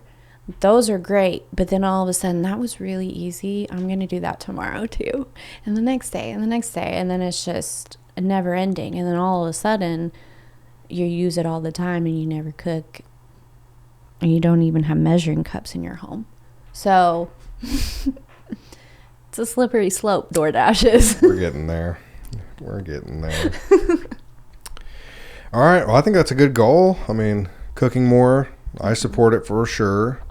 I like a good home-cooked meal. That's what I grew up with. So Me too. I wasn't really, we had McDonald's and stuff, but I know I had friends that's like, what do you want to eat? Where do you want to eat? Kind of thing, you know, every night in their household. So you've seen where my parents lived. There was no running into town for some let me go food. get that real quick. Yeah. 2 hours later. Yeah. We had the old school, like, I'm going into town. Does anybody need anything? Because I'm going to be gone for 14 hours. Yeah, it's a day trip. It's a day trip. And that was also the problem with tagging along, was it was Walmart, Hobby Lobby. It was every possible stop we can make until next week or until 2 weeks later. So like, if I just want to stop at GameStop or something, it's like, yeah, well, we have 9 other stops. So you're welcome to come. We can stop at GameStop, but we're stopping everywhere else too. Like, come on, man. How much do I want that video Yeah, game? exactly. And they were definitely the type to be like, I'm not getting it for you, but if you want to go and get it, that's fine. Like, you're going to make me sacrifice my whole day. I'm not even going to get to play it till tomorrow. Yeah. So I enjoy home cooked meals for sure. They can definitely be fun. I wish I found more joy in cooking, but I mean, I have fun when you help me. And I don't mind helping. And you do a great job. I think even when you're just in there with me to talk to, I enjoy it more than if I'm just in there by myself. Yeah. So, which I don't hate it when I'm by myself. I'm just saying, you make it more fun.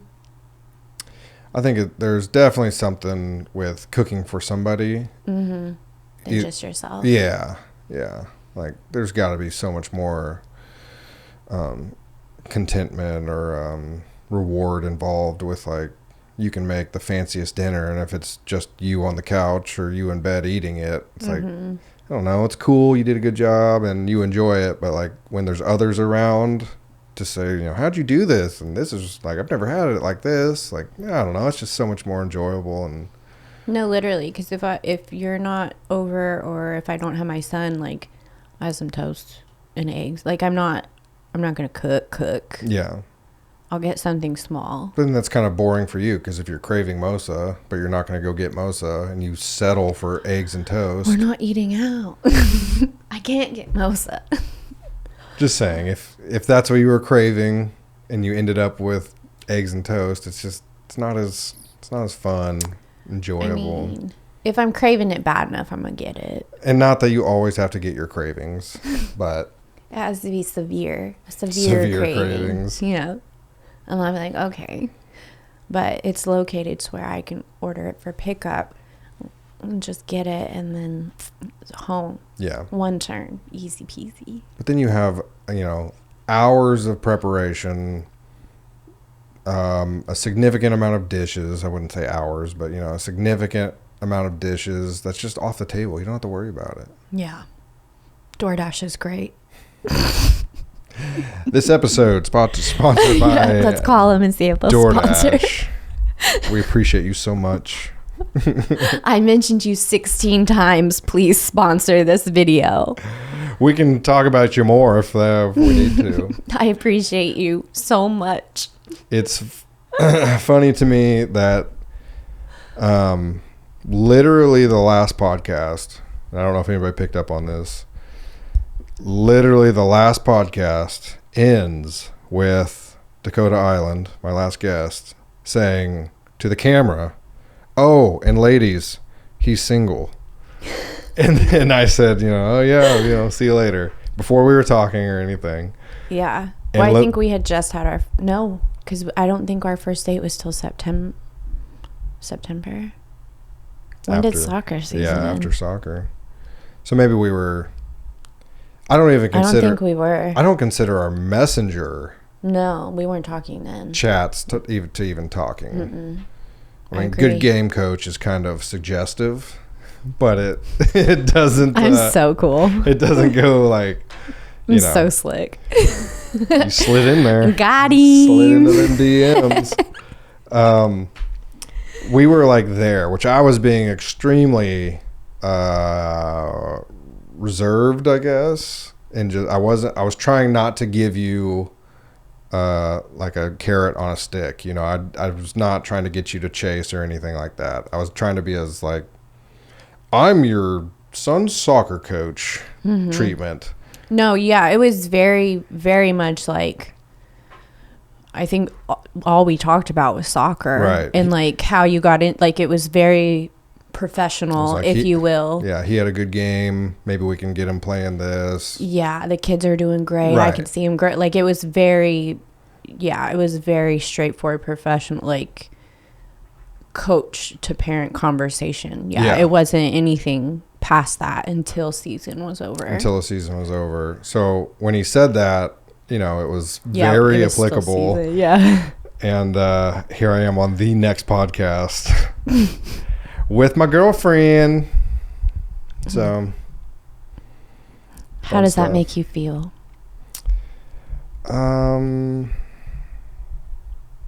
Like everything happens so fast sometimes. Yeah. So quick. But I'm happy, and you make me happy, and I'd love to have you on another time, and we can dive into some other stuff. Crowd update?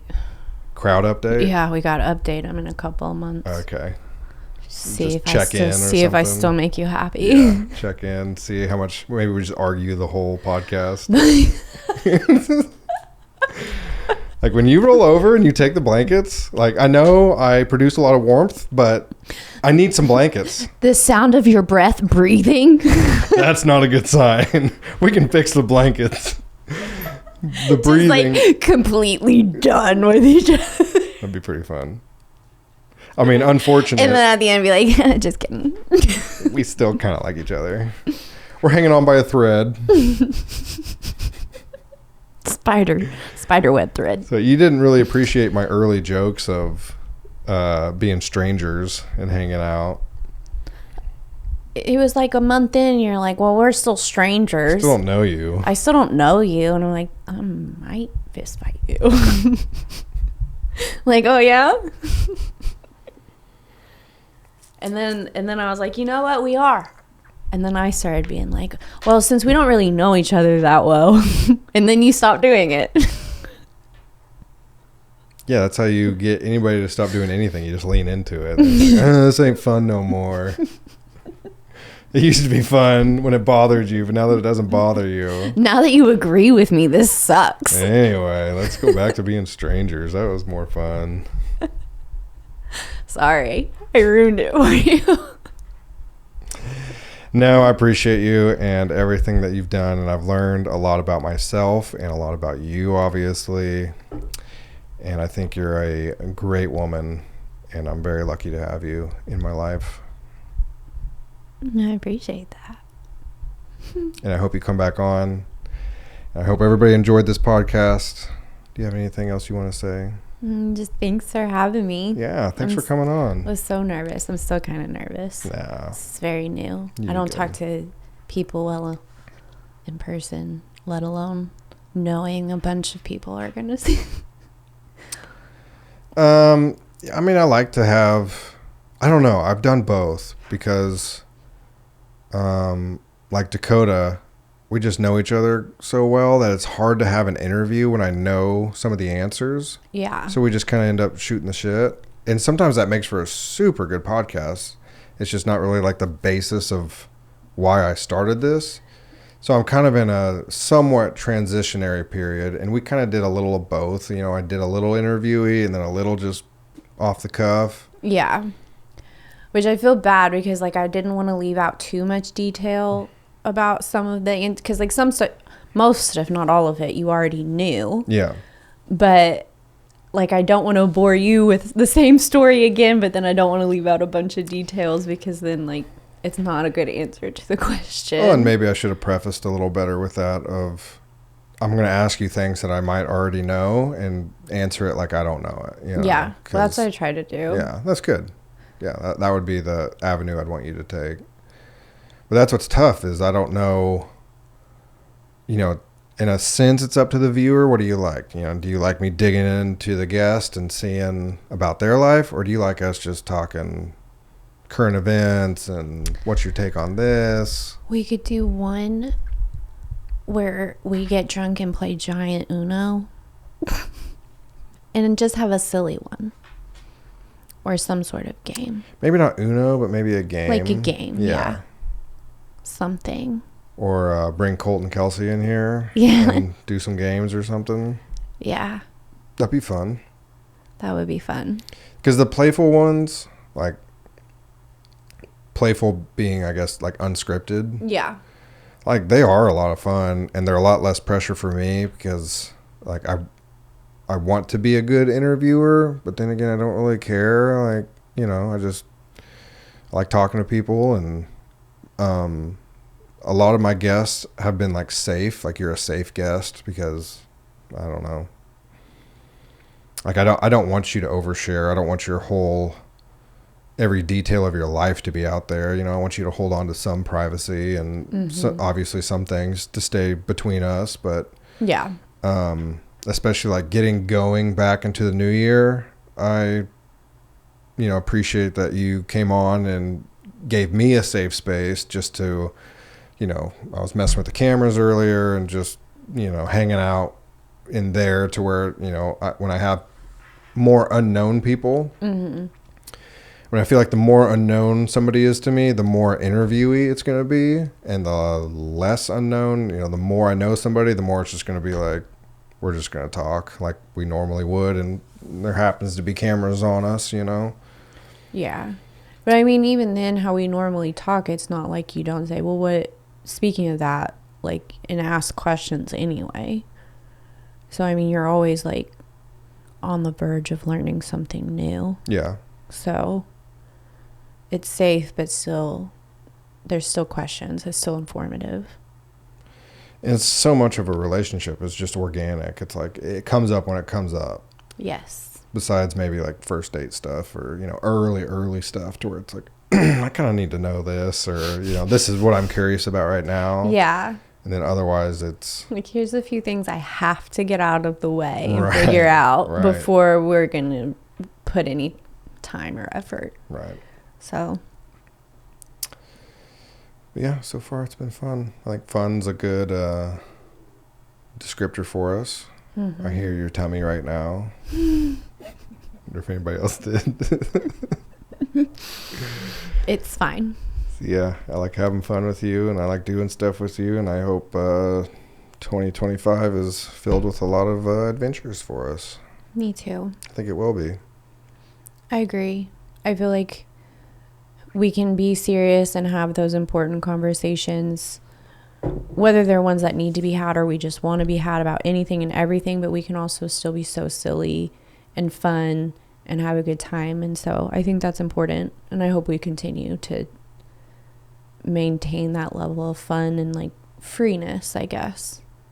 just being ourselves.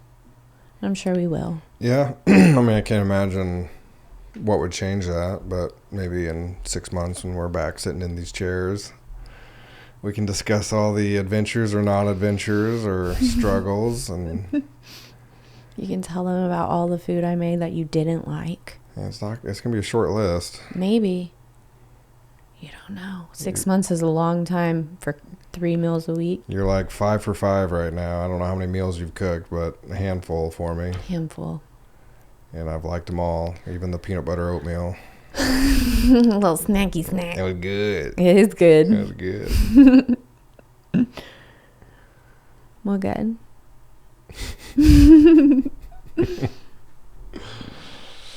I thought I did have one more thing. If you had a message to the world, what would it be? I don't know. Probably just love yourself. If you can't love yourself, I don't feel like you can expect others to love you for who you are either. So, just learn yourself first. Accept yourself. Love yourself. I like it. Thanks. Yeah, one more thing is I feel like we have a unique perspective of dating in 30s. Yeah? Because I shouldn't say nobody else does it, but I mean, I just feel like everybody is like more established, I guess, at this point. I mean, in your friend group for sure, as far as being married and maybe I'm a little biased just because definitely in my friend group, it's like everybody's kind of shacked up at this point. Shacked up. And a lot of them, I'm trying to think of like who's the other most recent. And even that would be like a handful of years together. Yeah. But most have been like decades, shouldn't say decades, decade plus. Yeah. Being together. Or just about a decade plus. Yeah. Yeah, somewhere around there to where it's kind of interesting. Maybe they weren't like married a decade ago, but like together, which counts in some sense. Yeah. And then to be like on first dates in your 30s. Like, I want to explore that a little more at some point, not on this podcast, but like, I think it's just a unique perspective that a lot of people don't have. Because I romanticized it, and it's been fun and great and everything, but romanticizing it is different than the reality, as is if you romanticize anything. Yeah. But I mean, maybe that's more time alone to romanticize it versus you got what you got and that's what you got. You don't get to romanticize because you're shacked up already. Yeah. But I just think like so many people, I think there's a unique perspective there that needs investigated. So that's where my mind is at. I was ready to just live by myself forever. And I don't normally, this, but I don't, take chances. I don't, approach men at all. I'm not. You told me about a few dates. I don't approach men. Well, I know you are approached. Yes. But, for me to, accept, I'll just be by myself. It's less trouble, have my peace, protect it kind of thing. And also not be one to, be the approacher and then just feel like, hey. It's the exact opposite of what I literally did. So you did take a chance. I did, which is crazy because I don't do good. that. Yeah, it's been great. You're lovely. So maybe take more chances. Not on men, but in life. Okay. That seems fair. I don't know. A big roll of the dice worked out for you, so maybe little ones will too. Maybe. I mean, worked out so far. We've been together this long. This long. It's been a lifetime. So long. So maybe next time you're on, we'll just talk about why the relationship ended, what went south, what we could have done better, what we'll do better in the next one. Yeah. And maybe that'll be the perspective we give. Okay. other We have people. 6 months to break up. I'm just saying if.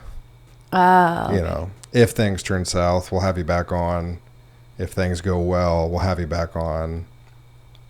And we can just talk about the reality of the situation at the time. I'm glad you're staying positive about this. I'm not saying it's inevitable, but, you know, anything's possible. Fuck. You're not wrong. We could have a couple more days left or a couple more years or the rest of a lifetime. We, you know, Who knows? dating in our 30s. That's what's going on. Our 30s. Yeah. Not everybody gets to do that, so we should feel fortunate. We're so lucky.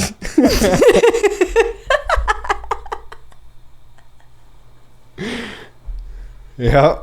Yeah. Look to have this opportunity at us. to date in our 30s. Yep, to be alone most of life and then start dating in our 30s. Everything's gone really well for us so far in life. And So there's no reason to think that this won't, exactly. but it might not.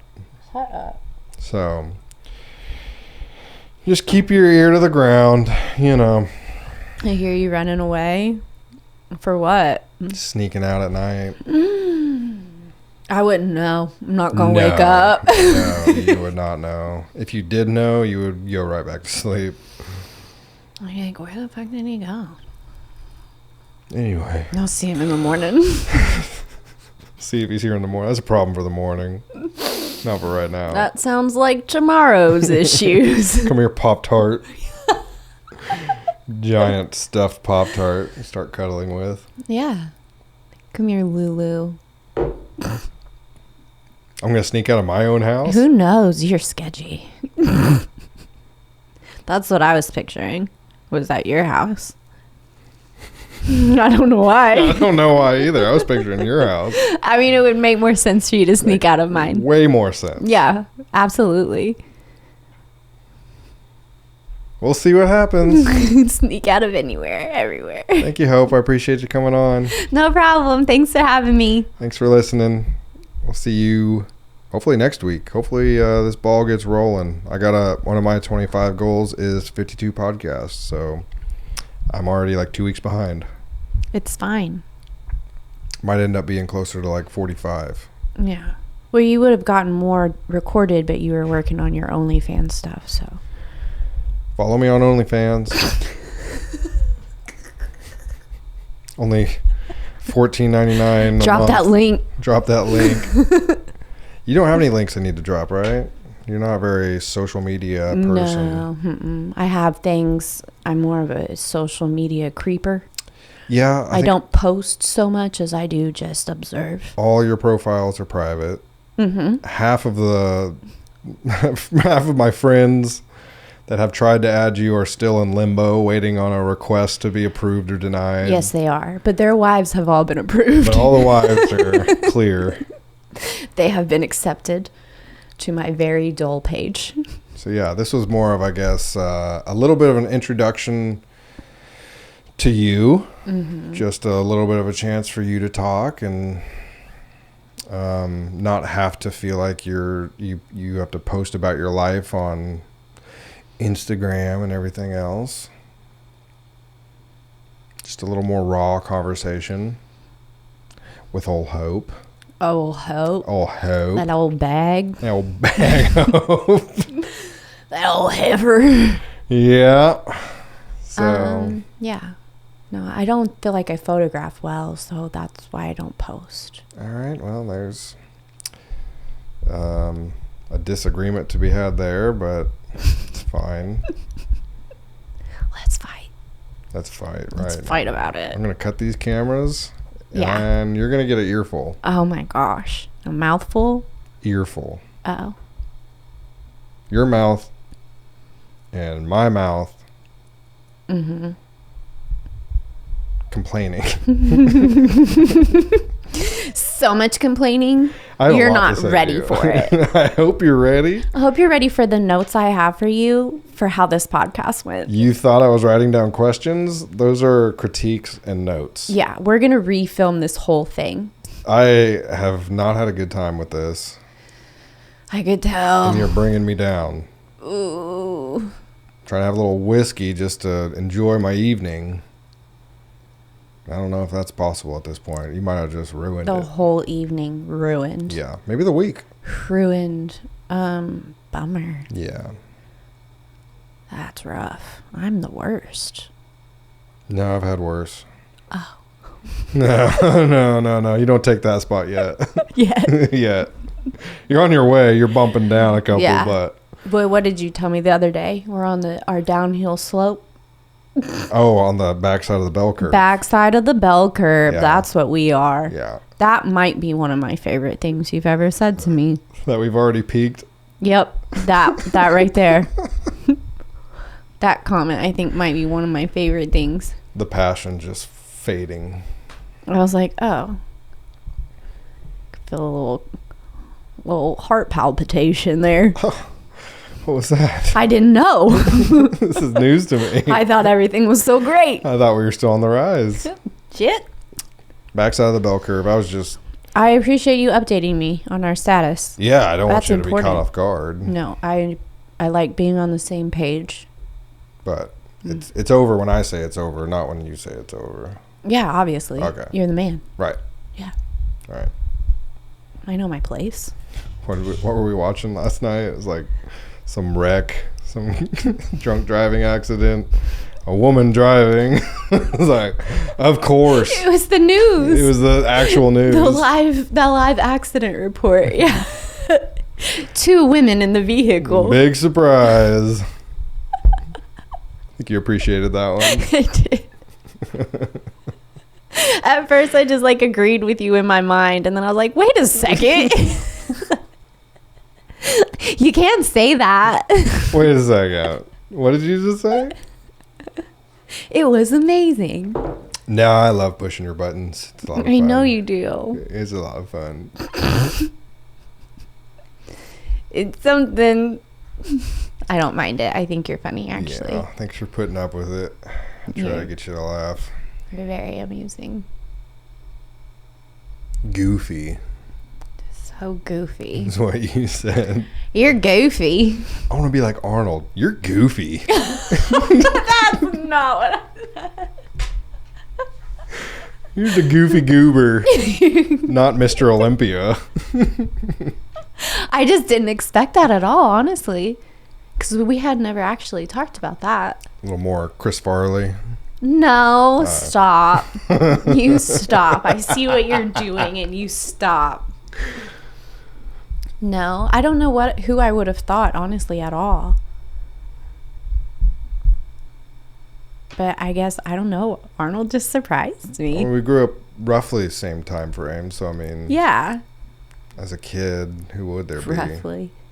And some like classics, John Wayne or something. Not even 2 years older than you, so you better watch it. You just ratted on yourself. I wasn't going to tell You him. can edit it out. Sir. I'm putting a lot of faith into my editing skills. Yeah. Not even. Roughly. Roughly. Am I wrong? No. I was trying to like get us closer in age. We're basically the same age. I mean, I'm still like catching up to your wrinkles, but other than that, Ho? it's like similar. I know. I have a lot. I think it's from all the tanning. It's believable. Yeah, you look at me and you're like, oof, that bitch used to tan. You can tell. It's That rough. white bitch just had to be dark. And I was. I tan like a dream. I'm the best tanner. Yeah, I'm like really good at it. My passions are tanning and mosa and driving on the wrong side of the road. Never done that. Just girl things. Just girly things. Hitting small animals in my car.